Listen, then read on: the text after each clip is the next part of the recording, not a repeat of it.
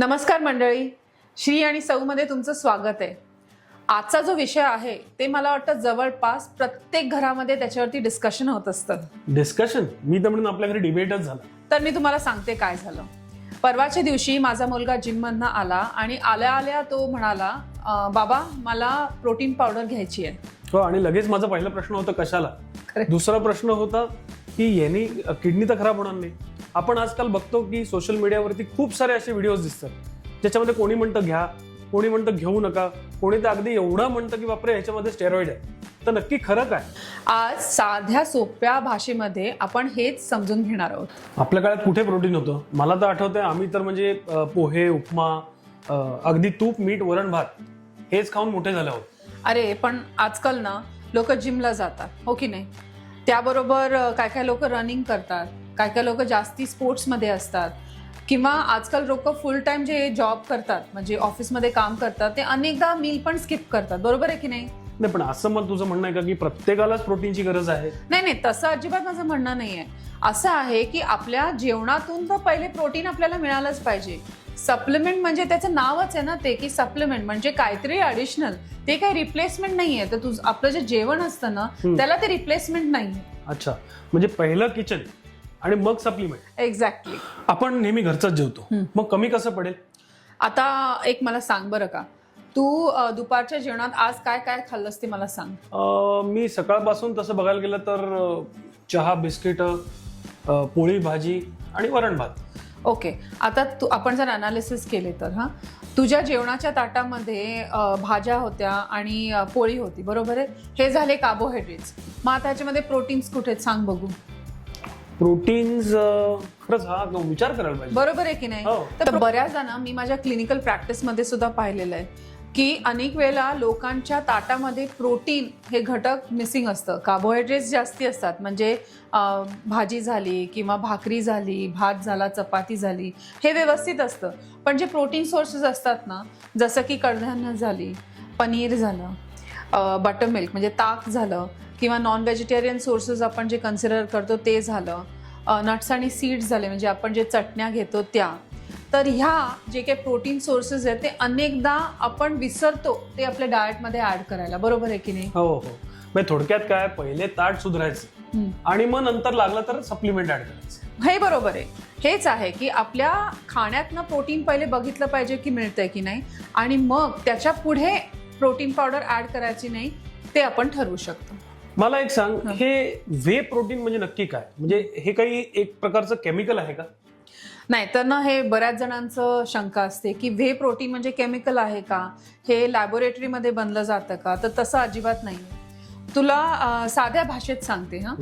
जेव्हा आपण पनीर बनवतो की नाही तेव्हा खाली जे काय पाणी राहतं त्यालाच म्हणायचं व्हे प्रोटीन. ओके, आता हे जे व्हे प्रोटीन असतं ना ते कलेक्ट केलं जातं आणि ते स्प्रे ड्राय करतात फॅक्टरीजमध्ये, आणि मग ते पॅक करूनच ते व्हे प्रोटीन जे आहे ते पावडर फॉर्ममध्ये आपल्याला अवेलेबल असतं. सो ते काही केमिकल नाहीये किंवा ते काय लॅबमध्ये बनवलेलं नसतं, ते नॅचरल दुधापासूनच बनवलेलं आहे. थोडक्यात इन शॉर्ट काय, हे लॅब मधलं कुठल्याही प्रकारचं केमिकल नाही. नाही, तर ते केमिकल अजिबात नाहीये. तर लोकांचे जे हेच कन्फ्युजन आहे ना की ते केमिकल आहे का, तर ते मला वाटतं शंका बरोबर नाहीये. तर ते अगदी नॅचरल प्रोडक्ट आहे आणि ते फॅक्टरीजमध्ये स्प्रे ड्राय करून बनवलेलं असतं. ओके, तर अवंती, एक प्रश्न माझ्यामध्ये व्ह्युअर्सना किंवा इव्हन मला पडतो की व्हे प्रोटीन आपण कसं निवडायचं? हो, हे बरोबर आहे. तर बरेच लोक काय करतात ना, पहिले फ्लेवर बघतात, मग ऑफर काय चालू आहे ती बघतात. बरेचदा 1+1 फ्री मिळते का वगैरे, मग कुठली सेलिब्रिटी एंडोर्स करते का ते प्रोटीन पावडर ते बघतात. पण सर्वात महत्वाचे जे आहे ना ते म्हणजे लेबल रिडिंग, आणि तेच बरेचदा चुकून जातं आणि ते सर्वात महत्वाचं आहे. ओके, तर हे तर ठीक आहे, पण मला सांग आता लेबल वाचा असं जे म्हणतात, तर लेबल म्हणजे काय आणि त्याच्यामध्ये काय बघायचं? तर जेव्हा लेबल रीडिंग करायचं ना त्याच्यामध्ये एक 3-4 गोष्टी आहेत ज्या खूप महत्वाच्या आहेत.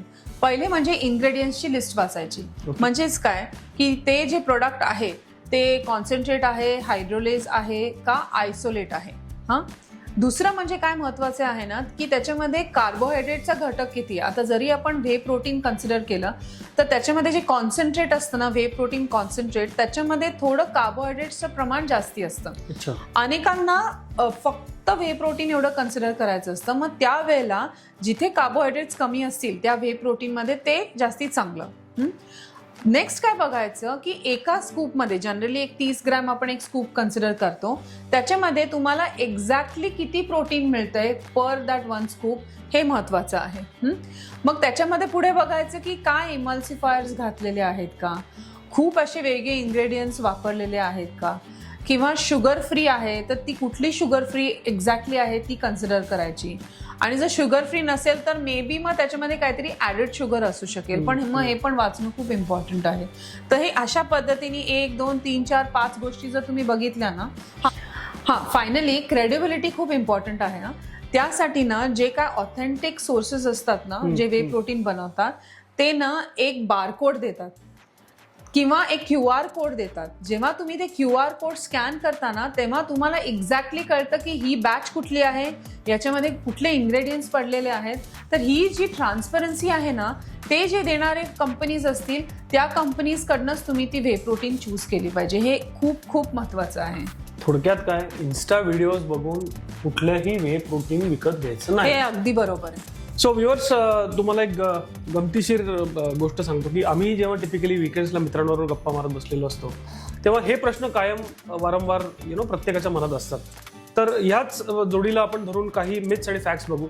तर फॅक्ट्स जे आहेत ते अवंती तुम्हाला टेक्निकली एक्सप्लेन करेल, बिंग अ न्यूट्रिशनिस्ट. सो आपण सुरुवात करूया. So myth number 1, Avanti, whey protein हे स्टेरॉइड आहे का?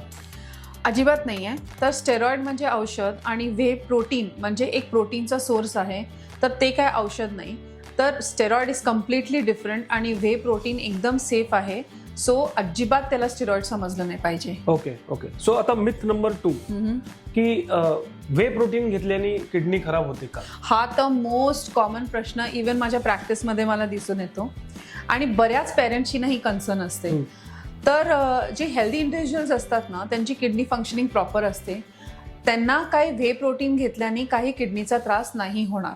ओके, एका प्रमाणामध्ये. कुठलीही गोष्ट प्रमाणाबाहेर गेली की ते त्याचा काहीतरी परिणाम शरीरावरती होतच. तर प्रमाणामध्ये म्हणजे कसं की एक स्कूप ॲट द मोस्ट डॉक्टरच्या ॲडवाईस किंवा न्यूट्रिशनिस्टच्या ॲडवाईसनी अजून एक स्कूप तुम्ही वाढवू शकता तात्पुरता, फॉर द टाइम बिंग. पण जर तुम्हाला काही किडनीचा इश्यू असेल तर मात्र पहिले तुम्ही डॉक्टरचं ॲडवाईस घ्या आणि जर डॉक्टरनी गो अहेड दिलं तरच तुम्ही मध्ये व्हे प्रोटीन तुमच्या डाएटमध्ये इन्क्लूड करू शकता. आणि वन मोर थिंग, हे ना ज्यांचं युरिक ॲसिड हाय असतं ना त्यांच्यासाठी पण मी इंडिकेट करेन की म्हणजे ज्यांचं युरिक ॲसिड वारंवार हाय येत असेल तर त्यांनी एकदम व्हे प्रोटीन सुरू करू नका. पहिल्यांदा डॉक्टरचं गो अहेड घ्या तुम्ही. खूप सोपं आहे. आजकाल डॉक्टर पण प्रमोट करतात व्हे प्रोटीन घ्यायला, कारण त्यांना पण त्याचं महत्त्व समजलंय. तर हे जेव्हा डॉक्टर गो अहेड देतील त्याच्यानंतरच तुम्ही ते मग व्हे प्रोटीन इन्क्लूड करायला. ओके. सो आता मिथ नंबर 3, व्हे प्रोटीन घेतल्याने आपण अचानक 15-20 दिवसात किंवा महिन्याभरात बॉडी बिल्डर म्हणतो. असं अजिबात काही होत नाही. कारण वेट ट्रेनिंगमध्ये ट्रेनिंग इम्पॉर्टंट असतं. म्हणजे काय की तुम्ही किती वेट उचलताय ते, तुमच्या मसलची हायपरट्रॉफी कशी होत असते, मग तुम्ही त्याच्यामध्ये प्रोटीन किती तुमच्या आहारातनं देताय, सप्लिमेंटमधनं देताय, इतर गोष्टी तुम्ही डाएटमध्ये किती बॅलन्स करताय, हे सगळं बघताच मग तुमचं मसल डेव्हलपमेंट किंवा मसल बिल्डिंग व्हायला सुरुवात होते.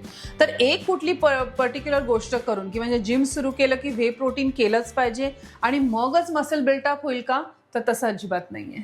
सो आता बॉडी बिल्डिंगचं बोलतो म्हणून अजून एक मिथ नंबर 4 मला असं विचारायचं वाटेल की महिलांनी व्हे प्रोटीन घेऊ नये असं टिपिकली म्हणतात. या बरोबर आहे.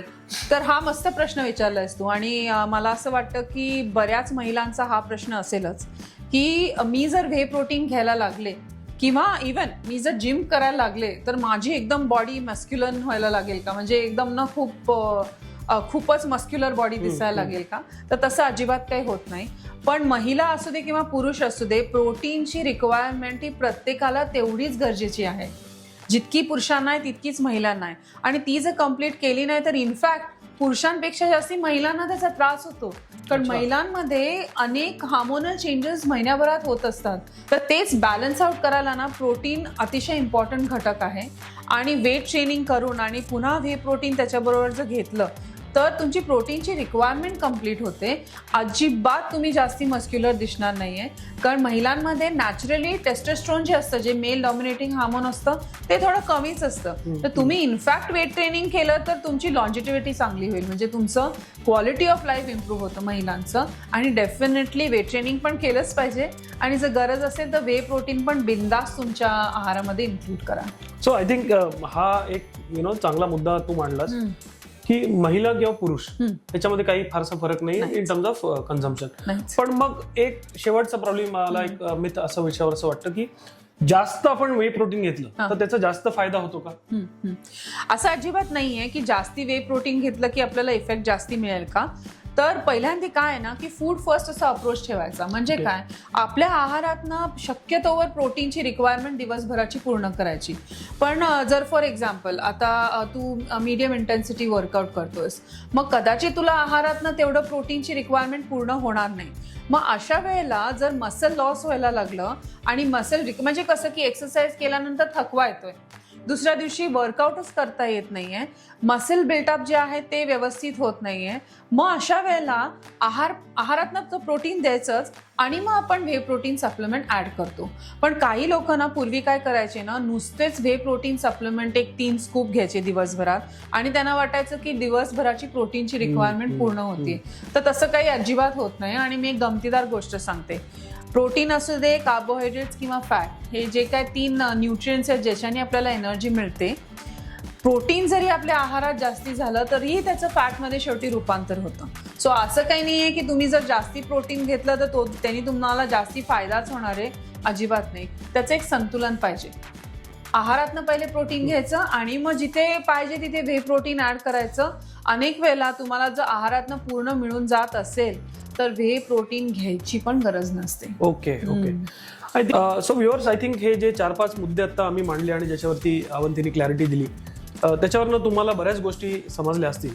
पण या व्यतिरिक्त सुद्धा आय एम शुअर तुमच्याकडे अजून काही प्रश्न असतील सराउंडिंग व्हे प्रोटीन. तर माझी तुम्हाला एक अशी रिक्वेस्ट आहे की तुम्ही खाली दिलेल्या कमेंट बॉक्समध्ये नक्की कमेंट करा. तुमचे काय प्रश्न असतील किंवा तुम्हाला ह्याच्या रिलेटेड अजून कुठला एखादा टॉपिक कव्हर करावासा वाटत असेल की जेणेकरून तुम्हाला अजून क्लॅरिटी मिळेल जशी आज तुम्हाला मिळाली, तर नक्की मेन्शन करा. मी अजून एक सांगते व्ह्युअर्सना, तुम्हाला जर हवं असेल की एक सॅम्पल डाएट चार्ट की दिवसभरामध्ये साधारण 60 ग्रॅम प्रोटीन जर तुम्हाला हवं असेल की कसं मिळवायचं नॅचरली, तर प्रोटीन कमेंट करा कमेंट सेक्शनमध्ये आणि आम्ही तुम्हाला ते मग पाठवून देऊ पर्सनलाइज. सो हे माझ्याकडनं एक बोनस आहे सगळ्या व्ह्युअर्सना. थँक्यू. थँक्यू.